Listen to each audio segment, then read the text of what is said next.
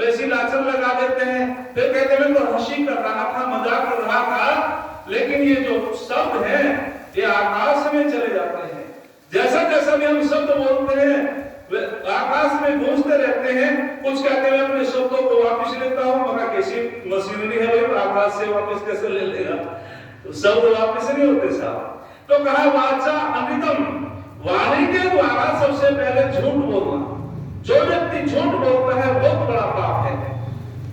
विस्तृत व्याख्या का समय नहीं, ओम कर देना, मैं अपनी वाणी को विराम दे दूंगा।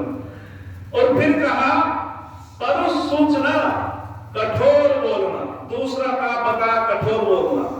जो व्यक्ति कठोर बोलता है वो वाणी के द्वारा बहुत बड़ा पाप करता है। कुछ कहते हैं तो शीतमशील बोलते हैं, किसी को बुरा लगे अच्छा लगे, नहीं भाई ऐसा नहीं बोलना चाहिए। यदि हमारे कटु वचन से किसी को पाप लगता है, आघात होता है, तो पाप हो जाता है। कहते हैं एक हमारे कतौली के पास में एक गांव है गुलर, तो मेरी साथ एक छात्र पढ़ता था और उसने मुझे कहा जी मुझे दवाई लानी है। तो वहां हकीम जी थे, मैंने सोचा चलो कोई वैद्य लोग होंगे, तो वहां तो दवाई वाई तो थी नहीं, लेकिन एक पाखंड था। वह मुझे बड़ा दुख हुआ, मैंने किया तो बड़ी महिलाएं थी, हिंदू महिलाएं थी, वो मुसलमान था हकीम। तो हमारे हिंदू माताएं कहती हैं कि बोले क्या गड़बड़ है, बोले जी मेरा पति मेरी बात नहीं मानता, कोई ऐसा वशीकरण मंत्र दे दो, ताबीज दे देंगे कि होली में पीठ पर चादर चढ़ा देना। और किसी ने कहा कि मेरी सास मेरे वश में नहीं है, मेरे से खुश नहीं है, बोले वो तेरी नौरानी ने उसको सिखा रखा है, उसको भी ताबीज दे दिए गए कि उसकी सब्जी दूध में डाल देना। मैं खैर मैंने से बोले तुम कैसे आए हो, मैंने कि जी मैं तुम्हें देखने आया हूं, तुम्हारी रिपोर्ट करूंगा बदौली थाने में। और वो मेरी जो मेरे साथ में था वो घबरा गया, बोले जी ऐसा ना करो। मैंने कहा मुझे कहां ले आया, इस पाखंडी के पास, मैं वापिस आ गया। तो वाणी मैं जो बात बताने चाह रहा हूं वशीकरण के लिए कि मेरा पति मेरे बस में नहीं, मेरी सास मेरे बस में नहीं। तुलसीदास महाराज जी ने एक बड़े पति की बात कही। तुलसीदास जी कहते हैं कि यदि तुम्हें अपने पति को वश में करना है, या अपनी सास को वश में करना है, या अपने पिता को वश में करना है, तुलसी मीठे वचन से सुख उपजे जो, और वशीकरण एक मंत्र है, तजदे वचन कठोर। जब तक हम हमारा व्यवहार ठीक नहीं होगा हम किसी को वश में नहीं कर सकते। एक पत्नी ने कहा अपने पति से तुम्हारी शान ना घटी होती, तुम्हारा रुतबा ना घटा होता, तुम्हारी शान न घटी होती, तुम्हारा रुतबा न घटा होता। जो तुमने गुस्से में कहा एक बार हंसकर कहा होता। जिस बात को हम गुस्से में बोलते हैं यदि मुस्कुरा के बोलते हैं तो शांति की स्थापना हो जाती है।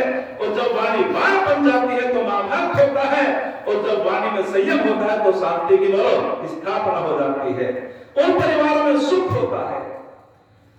एक उदाहरण आप लोगों ने भी सुना है, कहते हैं कि एक बगीचे में कोयल और कौवा दोनों रहते थे। कौवा कहने लगा कोयल से मैं तो उस गांव को छोड़ता हूं, मेरे पर तो पत्थर पड़ते हैं, और जो जब मैं बोलता हूं तभी लोग मेरे पे कंकड़ पत्थर फेंकते हैं, ये गांव तो बहुत बेकार है। उसने कहा कोयल ने भैया तेरी इच्छा, और जब तू बोलती है तो लोग तेरी बड़ी प्रशंसा करते हैं। वो दूसरे गांव में चला गया। दूसरे गांव में जब उसने बोलना शुरू किया वहां और भी अधिक पत्थर पड़ने शुरू हो गए। वो तीसरे गांव में चला गया, फिर और अधिक पत्थर पड़ने शुरू हो गए। फिर वापिस आ गया उसी बगीचे में पहले वाले गांव में। कोयल ने कि भैया क्या हुआ, बोले कि मेरे गांव तुमसे भी बेकार है, वहां तो ज्यादा पत्थर पड़ते हैं, कंकड़ पड़ते हैं। तो जब कोयल ने कहा अच्छा एक बात बताओ भैया, क्या आपने काम करनी बंद कर दी थी? बोले तो मेरा स्वभाव है। तो जब कोयल ने कहा था स्थान बदलने की जरूरत नहीं, अपने व्यवहार को बदलने की जरूरत है, अपनी वाणी को बदलने की जरूरत है। जब हमारी वाणी ठीक हो जाती है हमारा सम्मान होता है, और जब वाणी बिगड़ जाती है तो हमारा जगह बोलो अपमान होता है। तो हमें वाणी को ठीक बोलना चाहिए। आगे कहा तीसरे नंबर की बात की सूचना। सूचना का अर्थ यहां दिया है ऋषि ने निंदा करना, आलोचना करना। अच्छा असूया में बड़ा आनंद आता है निंदा करने में। जब किसी की आलोचना होती है तो कई घंटे बीत जाते हैं, और लेकिन जब किसी की ओर कोई उंगली उठाते तीन का इशारा अपने तरफ भी होता है, अपने अंदर भी देख भाई तो क्या है। तो सूचना किसी ने किसी से कोई बात बता दी, उसने नमक मिर्च लगा करके बसूनी बता दी, झगड़े करवा देते हैं लोग। असंबधानी और चौथा दोष बताया वाणी का असंबधानी, लाछन लगाना, निराधार लाछन लगा देते हैं लोग। रामपाल दास ने स्वामी दयानंद पे निराधार लाछन लगाए। ऋषि दयानंद तो ऋषि के ऋषि रहे, लेकिन लाछन लगाने वाला बहुत बड़ा पापी होता है, उसे जेल की रोटी खानी पड़ेगी। तो इसीलिए नास्तिक कौन है? तो कहते हैं कि जो ऋषियों की निंदा करता है, वेद की निंदा करता है, यज्ञ की निंदा करता है, विद्वानों की निंदा करता है, वो महानास्तिक है और महापापी भी है। आगे फिर शरीर के द्वारा पाप बताए। शरीरेण हिंसा अस्ते प्रतिशत मैथुनानि, शरीर के द्वारा 3 पाप होते हैं। शरीर के द्वारा 3 पाप होते हैं। कौन कौन से पाप होते हैं? हिंसा करना, शरीर से किसी को सताना, गरीब को पीट देना, और चोरी करना, और व्यभिचारी दुष्कर्म करना, ये शरीर के द्वारा पाप होते हैं। हमें मन वचन कर्म से, मन के द्वारा भी हम बहुत बड़ा पाप कर लेते हैं। किसी गरीब व्यक्ति को, यदि कोई गरीब है और वो बलहीन है, शक्तिहीन है, तो हमें परमात्मा ने यदि बल दिया है तो उसका सहयोग करना चाहिए। और यदि हम बल पा करके उस व्यक्ति को सताते हैं तो एक बहुत बड़ा पाप हो जाता है। ये जो शक्ति दी है हमको सहयोग करने के लिए दी है, बल्कि किसी को सताने के लिए नहीं दी है। तो शरीर के द्वारा भी हम हिंसा कर लेते हैं, पाप कर देते हैं। और कहा कि चोरी करना, ऋषि दयानंद महाराज जी कहते हैं बिना स्वामी की आज्ञा के कोई वस्तु उठाना भी बोलो चोरी है। यदि हमें कोई वस्तु लेनी है तो स्वामी की आज्ञा से लेनी चाहिए। ये अमुक वस्तु की मुझे आवश्यकता है, आचार्य जी से मैं कहूँ जी ये मोबाइल की आवश्यकता मुझको है, मुझे फोन करना है, और मैंने पूछा नहीं और मोबाइल उठा लिया, तो ये भी चोरी मानी जाती है। आगे बहुत सुंदर बात कही कि मैथुनानि, इस शरीर के द्वारा व्यभिचार करना, दुष्कर्म करना। जो व्यक्ति अपनी पत्नी को छोड़ करके पर स्त्रियों से दुष्कर्म करता है, बहुत बड़ा पाप होता है। और जो पत्नी व्रत होता है वो ब्रह्मचारी की कोटि में होता है, याद रखना। तो ये बहुत बड़ा पाप होता है। आगे फिर मन के द्वारा बता दिया गया, तो मनसा परद्रोहम, यानी कि मन में दूसरे के प्रति द्वेष रखना, ईर्ष्या रखना, ये बहुत बड़ा पाप होता है। मनसा परद्रोहम तद्रव्यभिक्षाम नास्तिकम चेति, मन के द्वारा 3 पाप होते हैं संसार के लोगों, आर्यभद्र पुरुषों। ये मन के द्वारा 3 पाप बताए गए हैं। निर्गुणा आर्य समाज का, हमारे राणा जी बता रहे थे कि 76वां वार्षिकोत्सव जी, राणा जी बता रहे थे ये सौभाग्य है, ऐसे महान गांव में हमें आने का मौका मिला। राणा जी की कृपा से बहुत मेरे से स्नेह करते हैं, मेरे पिता तुल हैं, बहुत मार्गदर्शन करते रहते हैं। ऐसा ऐतिहासिक गांव जिनमें वास्तविक पता चलता है कि जब हमारा देश आजाद भी नहीं हुआ, उससे पहले यहाँ स्वामी दयानंद की विचारधारा, आर्य समाज की विचारधारा का प्रचार प्रसार हो रहा है। जोरदार तालियों स्वागत होना चाहिए ऐसे गांव का। वाजवा बहुत महान गांव है। तो मन के द्वारा दूसरों के प्रति द्रोह रखना, द्वेष रखना, ये बहुत बड़ा पाप है। बस एक उदाहरण देता हूं। कहते हैं कि एक कुंभकार है, उसके पास एक कमजोर सा गधा है, उसके पड़ोस में बड़ा स्वस्थ घोड़ा, और उससे वो काम तो लेता लेकिन उसे खाने पीने के लिए कुछ नहीं देता था। और मन में द्वेष हो गया कि ये जो पड़ोसी का घोड़ा बड़ा स्वस्थ है, ये घोड़ा मरना चाहिए। एक रोज कुम्हार ने मांगी ये दुआ, एक रोज कुम्हार ने मांगी ये दुआ, मेरे पड़ोसी का घोड़ा मार दे खुदा, मेरे पड़ोसी का घोड़ा मार दे खुदा। घोड़ा तो यूं ही थान पे बंधा रहा, अफसोस है गधा कुम्हार का ही मर गया, अफसोस है गधा कुम्हार का ही मर गया। इस दृश्य को देखकर वो हुआ नाहक खपा, इस दृश्य को देखकर वो हुआ नाहक खपा। अपने जिगर पर हाथ रखकर बोला है खुदा, तुझे मुद्दत हो गई करते करते खुदाई, और आज तक तुझे घोड़े गधे की पहचान ना पाई। ईश्वर पे आरोप लगाने लगा,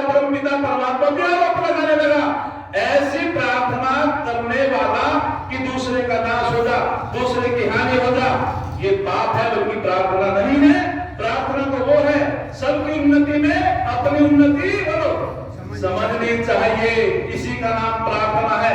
इसी को सुख मिलता है, उसी को आनंद मिलता है।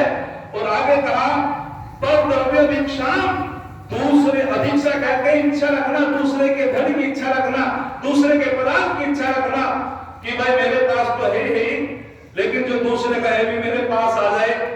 ऐसा व्यक्ति भी नास्तिक होता है, पापी होता है। उसको कभी सुख शांति बोलो मिलने वाली नहीं है। और आगे कहा नास्तिकम चेति, अर्थात जो तीसरा पाप है, जो मन से नास्तिक होता है, वो भी बड़ा पापी होता है।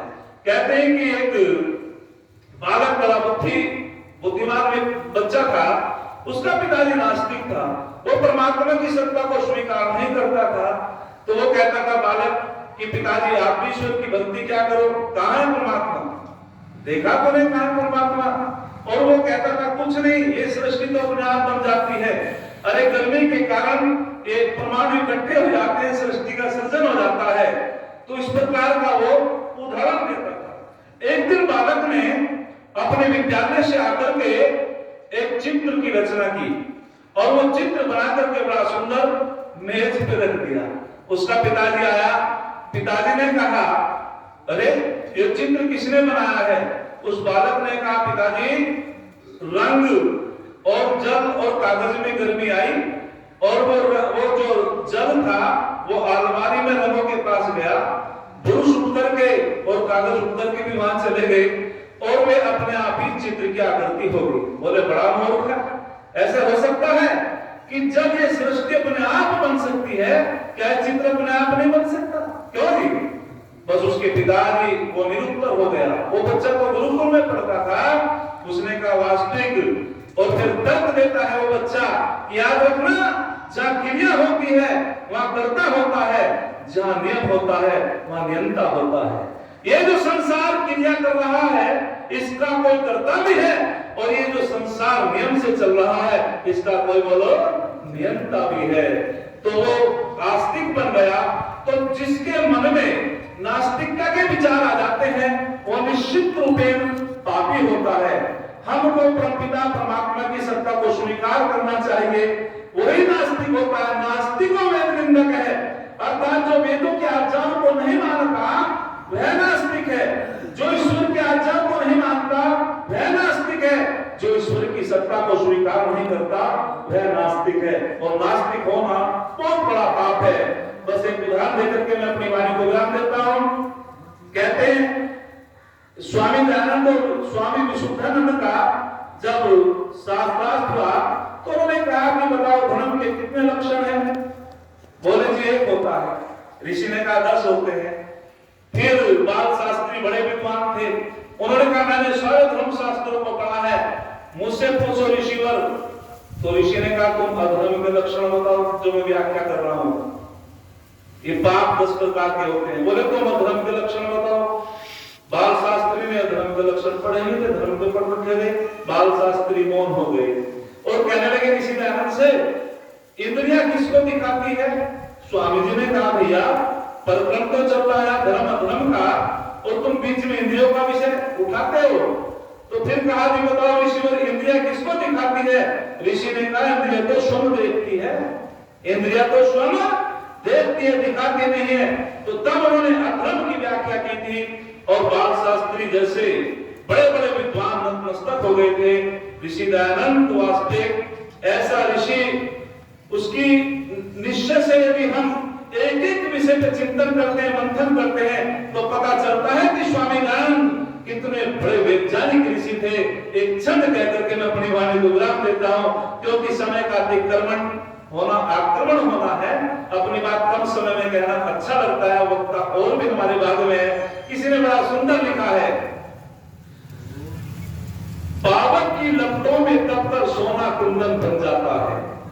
पावक की लपटों में तब तक सोना कुंदन बन जाता है। भाव सुधरो तो छोटा सा धागा रक्षा बंधन बन जाता है। संघर्षों की भक्ति में तपना छोटा कोई काम नहीं। त्याग और साधना से मानव माथे का चंदन बन जाता है। त्याग और साधना से मानव माथे का चंदन बन जाता है। इति ओम सम। आप लोगों का बहुत बहुत धन्यवाद।